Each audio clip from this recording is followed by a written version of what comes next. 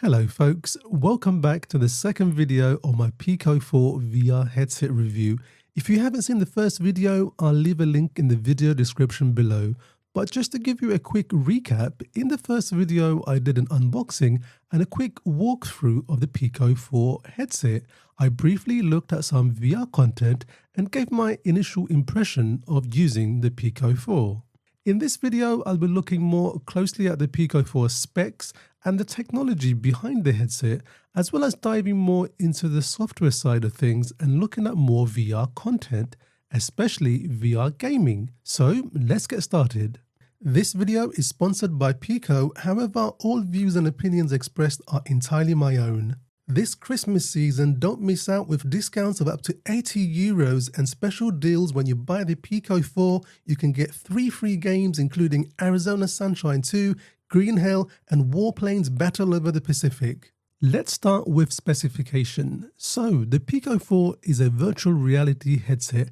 It's a standalone headset that you wear and it doesn't require any external hardware to work. Essentially, everything is built inside the headset. The screen, processors, cameras, speakers, microphones, various sensors, everything. Even the battery, which is located at the back of the headset, which by the way is brilliant as it provides a really good weight distribution, but more on this later. The headset is controlled via on-screen menus which you interact with using 2 wireless controllers. In the virtual world, think of the controllers as an extension of your hands, or guns, or swords. Basically, the controllers adapt to the environment you're in. If you're playing a shooting game, then they become guns. If you're in a boxing ring, then they'll become boxing gloves. You get the idea. But one thing I will say is that it's really easy to control and it feels really fluid and smooth. It feels really natural. Even typing with them isn't really difficult. As I mentioned in the first video, the Pico 4 is surprisingly small. It measures 163mm at the front from left to right, and it's 80mm tall. On the side, you can adjust the headband from 255 to 310mm. It weighs less than 300 grams, 295 to be precise, without the head strap. The Pico 4 uses the Qualcomm XR2 8-core 64-bit processor running at 2.84 GHz. It has 8 GB of RAM and either 128 or 256 GB of storage. Now, this is not upgradable, so choose wisely how much storage space you think you might need. The version that I have is 128 GB, and to be honest, I wish I had the higher 256 version because as we all know, games, even for VR headsets, are pretty big, and before you know it, the system is full and you need to start offloading something in order to download something new. In terms of connectivity, the Pico 4 has a USB Type-C port. This is used for charging as well as to connect the headset to your PC or Mac. It will appear as another drive so you can transfer files such as screen grabs and video recordings. In terms of wireless connectivity, it has dual-band Wi-Fi 6 which supports 2.4 and 5 GHz. It also has Bluetooth 5.1. Moving on to the display, which is obviously one of the most important areas of a VR headset, the Pico 4 has two 2.56-inch displays with a resolution of 4320 by 2160. That's 2160 by 2160 per eye with a 1200 ppi and a refresh rate of 72 to 90 Hz. The lens used on the Pico 4 is what's known as pancake lens. It has a 105-degree field of view and a pixel per degree or PPD of 20.6. Now, this is obviously all rather technical, but what you need to know is the higher the PPD, the finer the display of details and the clearer the user's experience. A 20.6 PPD is similar to other well-known VR headsets currently available on the market. You can also adjust the IPD or the interpupillary distance, which is the distance between the center of both your eyes. And this can be adjusted from 62 to 72 millimeters. This is either done when you first set up the headset or you can do this at a later stage from the system setting. In terms of tracking, the Pico 4 has 4 tracking cameras on the front. It has a 6 DOF tracking system. DOF is degree of freedom, and most VR systems have either 3 or 6 DOF systems, which basically describes the level of freedom and immersion the VR headset can provide. The Pico 4 also has a see-through color camera. This allows you to see what's in front of you without taking the headset off. Now, you can enable a quick double tap in the system settings, which then allows you to double tap the side of the headset to quickly activate the see-through camera, which is really handy if you need to have a quick glance at what's in front of you, or for example, if you want to read a notification on your phone. For sound, the Pico 4 headset has dual stereo speakers, and it also has dual microphones. Speakers are fine for games and videos that I've tried so far. They are loud and sound really clear. The speakers are located on either side of the headset, here, and there are controls on the right hand side to adjust the volume. In terms of power, the Pico 4 has a 5300 mAh battery built in, which on paper is supposed to last between 2 or 3 hours of use. But this will depend on what you're doing. In my experience, a fully charged headset has typically lasted me between 2, maybe 2.5 hours. It supports QC and PD 3.0 charging protocols, and it can also be used whilst it's being charged. The controllers come with standard AA batteries, and each controller requires 2 batteries. You get 4 new batteries in the box. However, it would have been nice if the controllers also had rechargeable batteries built in. In terms of software, the Pico 4 uses Pico OS 5.0. It's easy to use and navigate, and the environment is very smooth and fluid to move around in. Here is a quick walkthrough of the Pico OS and some of the basic options and features.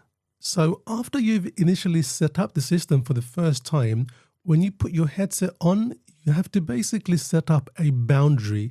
A boundary is the area in which the user can safely move around in whilst wearing the VR headset. Now, it's very important to set up a boundary so you don't bump into things and either damage items around you or even injure yourself, for example, by walking into a wall or a door. Once you've set up the boundary, the system will then alert you if you're about to leave the boundary space. Here is an example of what happens.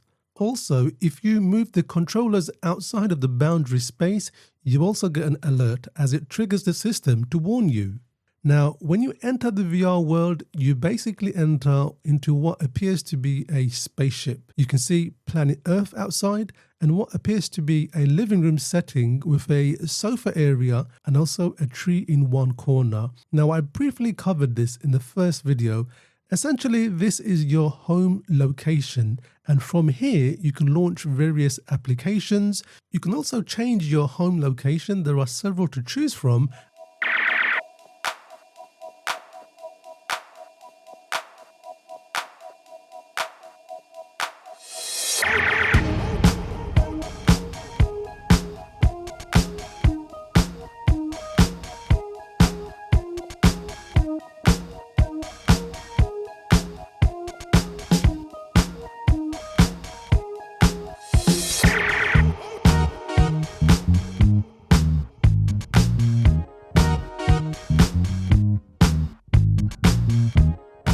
The left controller allows you to bring up the dock, and from here you can launch various programs including the settings. The system is easy to navigate and it looks really user-friendly, fluid and smooth.